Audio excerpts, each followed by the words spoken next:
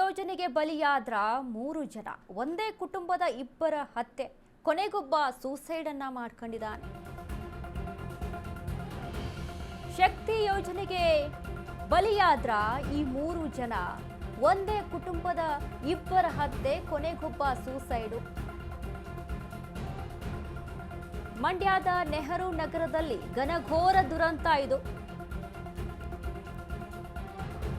ಪ್ರಭಾಕರ್ 65 ವಯಸ್ಸದವರು, ಪತ್ನಿ ಜ್ಯೋತಿ, ಮಗ ಸಂತೋಷ್ 30 ವರ್ಷದ ಮೃತರು. ಮೂವರ ಸಾವಿಗೆ ಕಾರಣವಾಯಿತು ಸರ್ಕಾರದ ಶಕ್ತಿ ಯೋಜನೆ. ಮಂಡ್ಯದಲ್ಲಿ ಬಟ್ಟೆ ವ್ಯಾಪಾರ ಮಾಡಿಕೊಂಡಿದ್ದ ಈ ಕುಟುಂಬ ಕಾಂಗ್ರೆಸ್ ಸರ್ಕಾರ ಶಕ್ತಿ ಯೋಜನೆಯಿಂದ ವ್ಯಾಪಾರಕ್ಕೆ ಹೊಡೆತ ಅಂತ ಹೇಳ್ತಾ ಇದ್ದಾರೆ. ಹೀಗಾಗಿ ಭಾರಿ ಸಂಕಷ್ಟಕ್ಕೆ ಸಿಲುಕಿದ ಪ್ರಭಾಕರ್ ಕುಟುಂಬ ಇದರಿಂದ ಹೊರಬರಲಾಗದೆ ಕೊನೆಗೆ ಸಾವಿನ ನಿರ್ಧಾರವನ್ನ ತೆಗೆದುಕೊಂಡಿದ್ದಾರೆ ಅಂತ. ಮಗ ಪತ್ನಿಯನ್ನ ಉಸಿರುಗಟ್ಟಿಸಿ ಕೊಂದು ಗಂಡನು ಕೂಡ ಸುಸೈಡ್ ಮಾಡ್ಕೊಂಡಿದ್ದಾರೆ. ಡೆತ್ ನೋಟ್ನಲ್ಲಿ ಬರೆದಿಟ್ಟಿರ್ತಾರೆ ಈ ಒಂದು ವಿಚಾರದ ಬಗ್ಗೆ.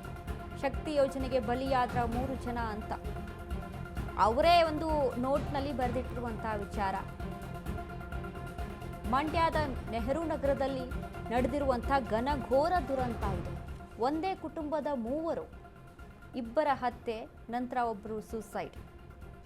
ಬಟ್ಟೆ ವ್ಯಾಪಾರ ಮಾಡ್ತಾ ಇದ್ರು. ಶಕ್ತಿ ಯೋಜನೆಯಿಂದ ತೊಂದರೆ ಆಗಿದೆ ವ್ಯಾಪಾರಕ್ಕೆ ಅನ್ನುವಂಥ ವಿಚಾರಕ್ಕೆ ಸಂಬಂಧಪಟ್ಟಂತೆ ಸೂಸೈಡ್ ಮಾಡ್ಕೊಂಡಿದ್ದಾರೆ ಅಂತ ಹೇಳಲಾಗ್ತಾ ಇದೆ.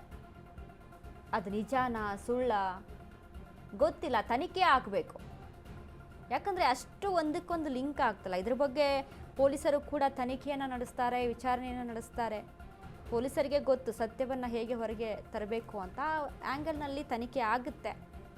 ಬಟ್ ಈಗ ಹೇಳ್ತಾ ಇರುವಂಥ ಏನು ಶಕ್ತಿ ಯೋಜನೆಯಿಂದ ವ್ಯಾಪಾರಕ್ಕೆ ಹೊಡೆತ ಬಿತ್ತು, ಸರ್ಕಾರದ ಈ ಯೋಜನೆಯಿಂದ ಇಷ್ಟೆಲ್ಲ ಸಮಸ್ಯೆ ಆಯಿತು.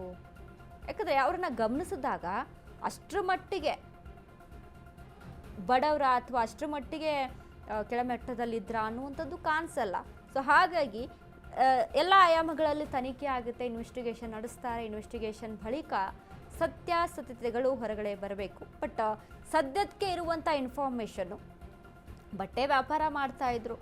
ಹೀಗಾಗಿ ಶಕ್ತಿ ಯೋಜನೆ ಏನು ಫ್ರೀ ಯೋಜನೆ ಇದೆಯಲ್ಲ ಅದರಿಂದ ಸ್ವಲ್ಪ ಹೊಡೆತ ಆಯಿತು. ಹೀಗಾಗಿ ಸೂಸೈಡ್ ಮಾಡ್ಕೊಂಡಿದ್ದೀವಿ ಅನ್ನುವಂಥದ್ದು. ಲಾಸ್ ಆಯಿತು ವ್ಯಾಪಾರದಲ್ಲಿ ಅಥವಾ ಇನ್ನಿತರ ಏನೋ ಸಮಸ್ಯೆಗಳಾಯಿತು ಅನ್ನುವಂಥ ನಿಟ್ಟಿನಲ್ಲಿ ಸೂಸೈಡ್ ಅಂದರೆ 2 ಹತ್ಯೆ ಆಗುತ್ತೆ.